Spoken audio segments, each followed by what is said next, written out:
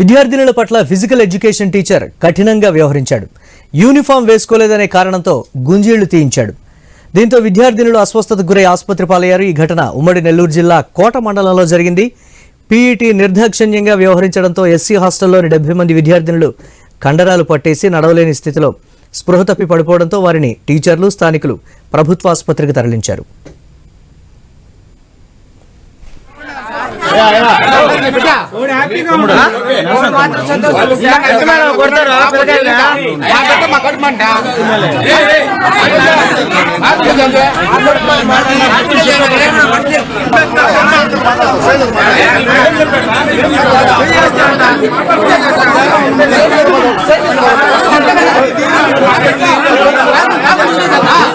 SP sir అందరికీ తెలుసుంది, చట్టపరంగా ఎలా ఉంటారని న్యాయం చేస్తాం. దయచేసి ఇక్కడ ఎక్కడా కానీ నెగిటివ్ రూమర్స్ స్ప్రెడ్ చేయకండి. ఇది చిన్న పిల్లలు, ఎస్పెషల్లీ గర్ల్స్, దయచేసి ఈ విషయాలు కన్సిడర్ చేయండి.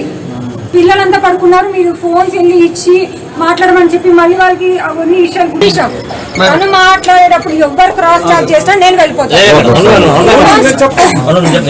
ఒక నిమిషం, ఫస్ట్ డౌన్ చేయండి. ఇంకా ఫస్ట్ డౌన్ చేయండి.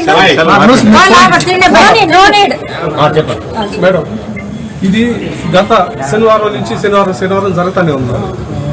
అతని మీద వార్తలు కూడా గొడవ వేసుకున్నారు. ఎస్సీ హాస్టల్ వార్తలు కూడా అతని మీద గొడవ వేసింది. అతను వినలేదు. కొంతమంది పిల్లకాయలు పడిపోయిన తర్వాత ఈరోజు మేము వెళ్ళాము.